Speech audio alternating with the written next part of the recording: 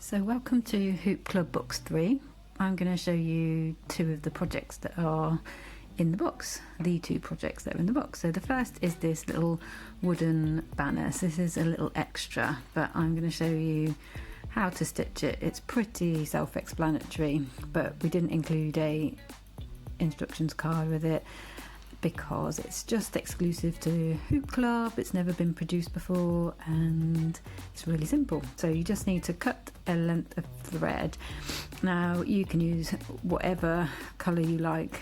We've provided the dark green for the stem, and then you can use the mint or the yellow to do the outside of the flower and the little dots in the middle of the flower. It's up to you. I've done it two different ways on two different examples. So you just thread your needle and then you are doing a back stitch all the way around.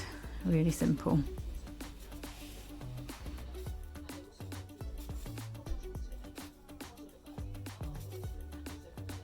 So once you've done that, we're going to do some kind of French knots in the middle of the board. So with these wooden boards, I do a bit of a fake French knot. So I actually tie an actual knot as close to the board as you can and then push the fabric, pull the needle back down. So you come up through the board, tie a knot and tighten it as close to the board as you can, and then take your needle back down that same hole and it gives you a little knot. So you could try doing traditional French knots. I've just always done them this way because I've always designed them for kids and beginners, so it's always been easier to do this. So you do your little French knots in the middle of the board.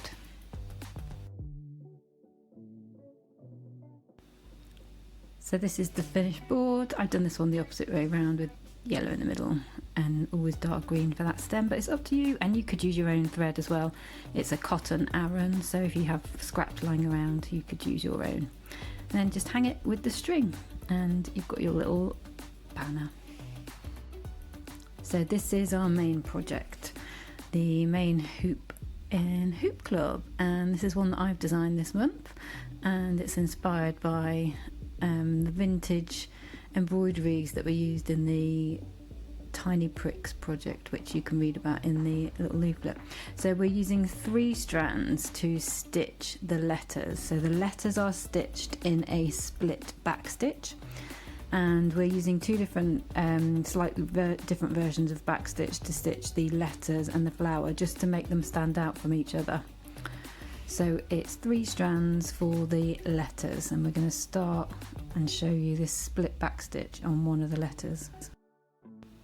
So thread your needle with the 3 strands and tie a knot in the end, and then you need to get your hoop over your fabric. So we unscrew the screw, try and get the big hoop central over the design, then pick it up and put it over the smaller hoop, and then press it down and try and get this nice and tight. So we're going to tighten it up, pull the fabric. It's kind of a case of pulling the fabric, tightening the screw, pulling the fabric, tightening the screw until you have it as tight as you want it.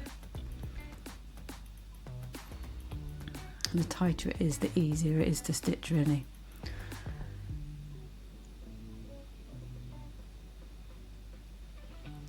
So we are going to start by stitching one of the letters. I'm going to show you that split back stitch, which is so easy. It is my favourite stitch. It looks really nice outlining shapes, but also as a filler as well. It's a great stitch. So you come up and you do your first stitch, which is 2 or 3 millimeters long.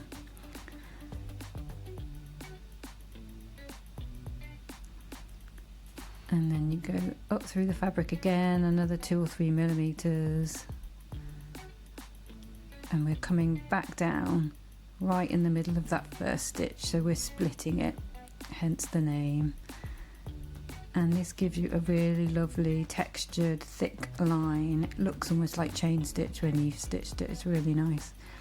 So you come up again 2 or 3 millimeters down and back through the middle of your last stitch. So super easy, but looks amazing. I think looks really effective and looks more complicated than it actually is.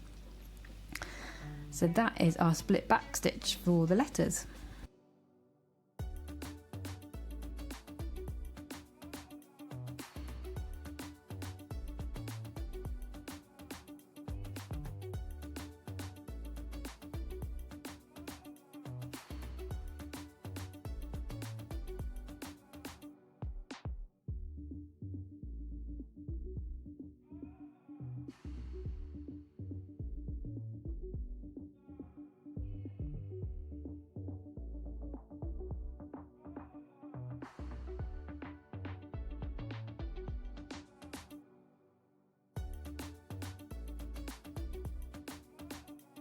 So now we're going to do just a standard backstitch to stitch all of the flower and the leaves. So this just gives us a thinner line, so it creates a bit of distinction between the thicker, more textured lines of the text and helps that stand out against the flower. So this is just a standard backstitch, so really similar, but you don't come down and go split your last stitch. You come down and go down the point at which you finished your last stitch, so you're joining those stitches through the kind of the same hole that you came up. You go back down and it just gives you a much smoother line, and because we're using 2 strands as well to stitch this, so take out one of the strands and stitch this with 2 strands, and then it is just a case of following the design and filling in all of the lines with this backstitch.